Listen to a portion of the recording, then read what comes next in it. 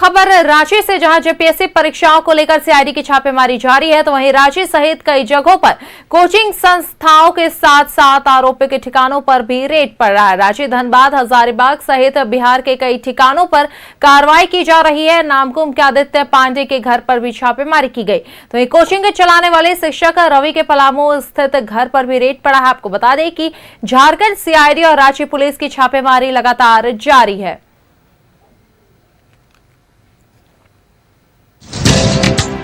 तो लगातार खबर बताते चल रहे हैं, जहां जेपीएससी परीक्षाओं को लेकर ताबड़तोड़ छापेमारी। रांची सहित झारखंड, बिहार के कई जगहों पर कोचिंग संस्थानों के साथ साथ आरोपियों के ठिकानों पर सीआईडी की रेड।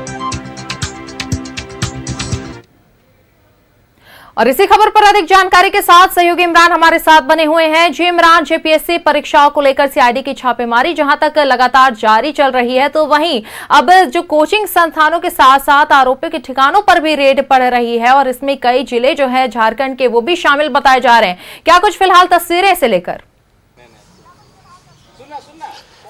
देखिए सवार, जिस तरह से जेपीएससी का यह जो पूरा मामला है, ऐसे में जेपीएससी से जुड़े जो लोग थे उनके ठिकाने पर यहाँ पूरी कार्रवाई जो है वो की गई है। ताबड़तोड़ तरीके से सीआईडी और रांची पुलिस की टीम के द्वारा कार्रवाई की गई है। तस्वीर पहले थोड़ी सी दिखा देते हैं। ये आरोपी जो है रवि, जो कि शिक्षक हैं और कोचिंग संस्थान चलाते हैं और इन जगहों पर ये लोग लगातार रहते थे। आप समझ सकते हैं कि एक ऐसे जगह को इन लोगों ने चुना है जहां पर ना तो कोई आता है ना तो कोई जाता है, चुपचाप अपने काम को अंजाम देना है और उसके बाद सभी लोग जो है यहां से फरार हो जाएंगे। हालांकि जब जेपीएससी मामले में कार्रवाई शुरू की गई तो रवि जो है उनके पलामू स्थित घर पर भी छापेमारी हुई है।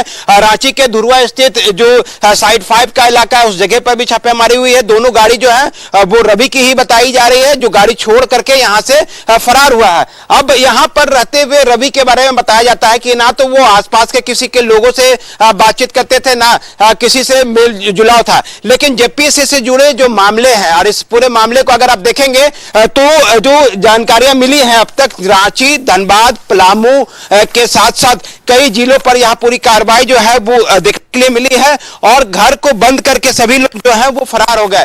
हालांकि इस पूरे घर को अगर आप देखेंगे तो कहीं ना कहीं ऐसे जगह को इन लोगों ने चुना जहां पर ना तो कोई जाता है ना तो कोई आता है, चुपचाप अपनी गतिविधियों को, अनैतिक कार्य को, जिस तरह से जेपीएससी में सिटिंग गेटिंग को लेकर के अगर आप कहीं पर बुलाते हैं, किसी से मिलते हैं तो कोई आपको मिलेगा नहीं, किसी की आपकी जानकारी पता चलेगा नहीं। ऐसे में तमाम लोग अगर आप देखेंगे तो इस पूरे मामले पर अभी तक जो कार्रवाई की गई है, जो इस तरह से कार्रवाई चल रही है, आदित्य पांडे है जिसने अपनी बहन को जो है वो जेपीएससी परीक्षा में शामिल करवाया। ना सिर्फ शामिल करवाया बल्कि जेपीएससी परीक्षा में शामिल कराने के बाद पीटी की परीक्षा में वो पास भी हुई है, शायद ये भी जानकारी मिल रही है। हालांकि सीआईडी की तरफ से इस पूरे मामले में जांच चल रही है। अब तक जो जानकारी मिल पाई है कि इस पूरे जेपीएससी नेटवर्क में कई कोचिंग संस्थाओं के संलिप्तता जो है वो अभय तिवारी के साथ गार्ड से जो है पूरे नेक्सस को अंजाम दिया जा रहा था। और इस पे अभय तिवारी को जब रिमांड में लिया गया तो कई महत्वपूर्ण जानकारी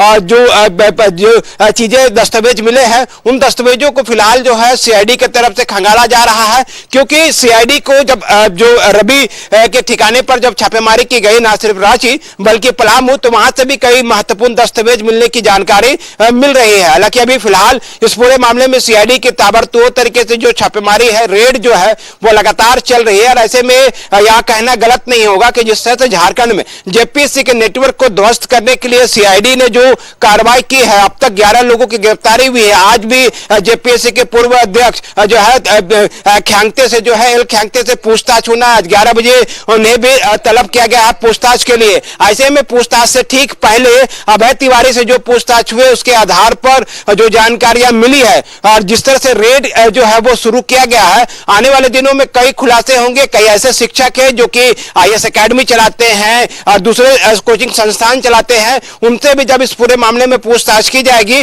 तो अहम जानकारी जो है वह सीआईडी को मिलेंगे। क्योंकि जो भी रडार में है, चाहे वो परीक्षा देने वाले विद्यार्थी हो या कोचिंग संस्थान चलाने वाले शिक्षक हो या फिर जेपीएससी के कर्मी हो, एजेंसी के कर्मी हो, इन तमाम लोगों के ठिकाने पर जो है लगातार सीआईडी की तरफ से कार्रवाई चल रही है। और इस कार्रवाई का नतीजा है कि अगर आप देखेंगे तो जो लोग इस पूरे नेक्सस में शामिल थे, या तो वो सीआईडी से बचते हुए भाग रहे हैं या तो फिर अपने मोबाइल फोन को बंद करके, घरों को बंद करके जो है फरार चल रहे हैं। तो इस पूरे कार्रवाई को सीआईडी की तरफ से लगातार आगे बढ़ाया जा रहा है। बैक टू बैक कई खुलासे जो हैं हर दिन इस पूरे मामले में हो रहे हैं। और अब जब जेपीएससी के जुड़े महत्वपूर्ण मामले में एक बार फिर से 15 से अधिक ठिकाने पर जब सीआईडी के द्वारा छापेमारी की गई है, तो ऐसा माना जा रहा है कि आज से कार्रवाई जो है कई महत्वपूर्ण जानकारी मिलेगी। होगा कि जब कार्रवाई और आगे बढ़ती है तो और क्या कुछ खुलासे होते हैं, सीआईडी के अगले जो है निशाने पर कौन आता है, रडार पर कौन आता है। बहुत बहुत शुक्रिया इमरान हमारे साथ जुड़ने के लिए और तमाम जानकारी दर्शकों तक साझा करने के लिए।